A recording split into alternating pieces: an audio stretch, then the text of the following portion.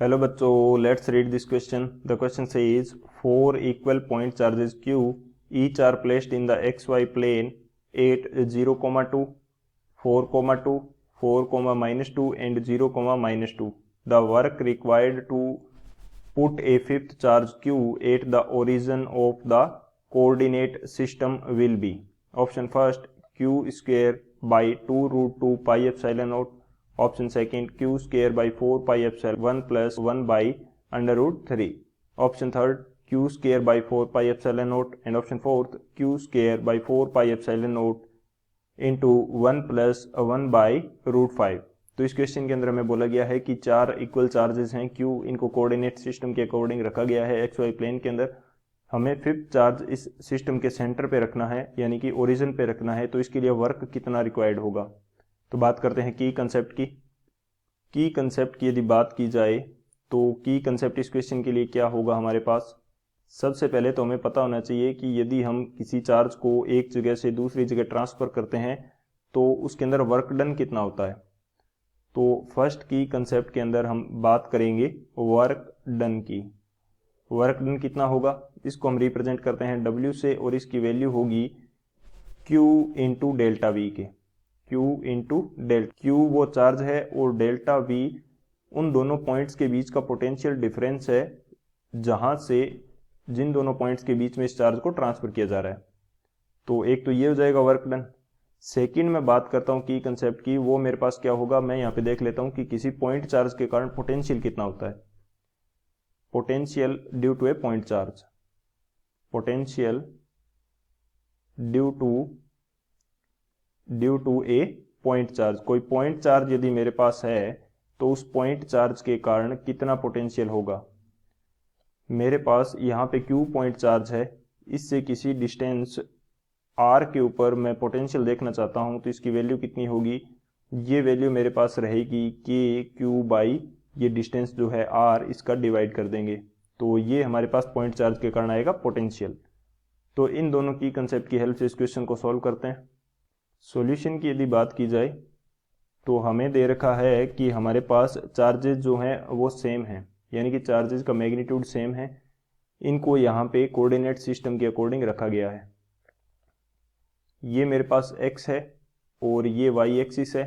हमें बोल रखा है कि एक चार्ज है हमारा 0,2 पे, तो ये y एक्सिस पे होगा. चार्ज है q और कोऑर्डिनेट क्या है 0,2.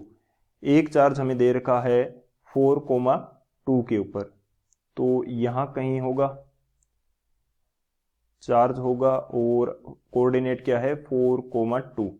एक हमें चार्ज दे रखा है 4,-2 के ऊपर, तो वो यहाँ कहीं होगा. Q ये हो जाएगा 4,-2. एक चार्ज हमें दे रखा है 0,-2 के ऊपर, तो ये चार्ज है एक, इसके कोऑर्डिनेट कितने हैं 0,-2. ये चार्जेस हैं. अब हमें बोल रहा है कि फिफ्थ चार्ज को हम ओरिजिन के ऊपर लेके आ रहे हैं.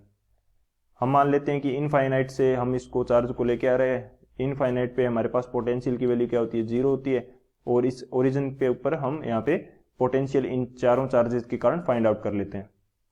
चारों जो पॉइंट चार्ज हैं उनके कारण ओरिजिन के ऊपर जो VO है वहाँ पे फाइंड आउट कर लेते हैं. तो ये किन के कारण होगा, चारों के कारण होगा. तो इनको वो बोल देता हूँ V1 plus V2 plus V3 plus V4 होगा.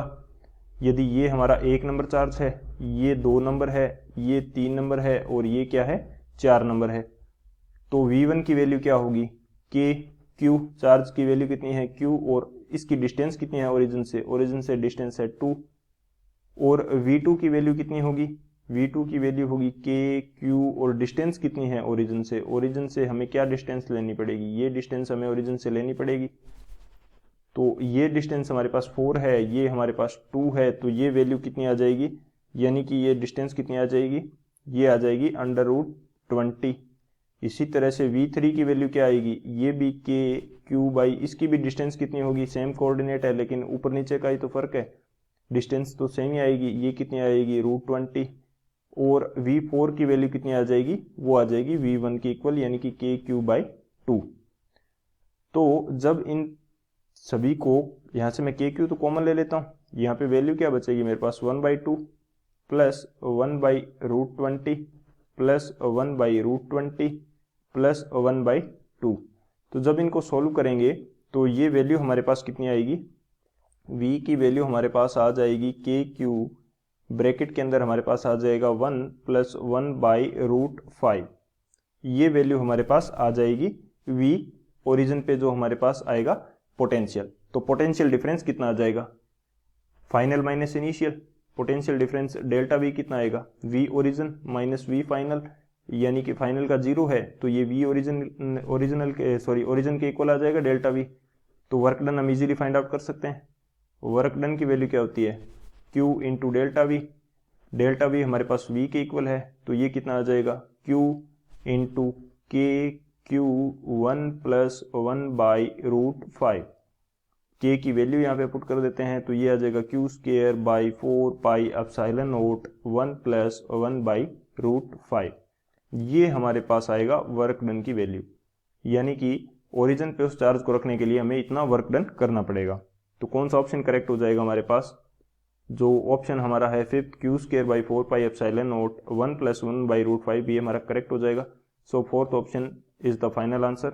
आई hope you understood it well. Best of luck. Thank you.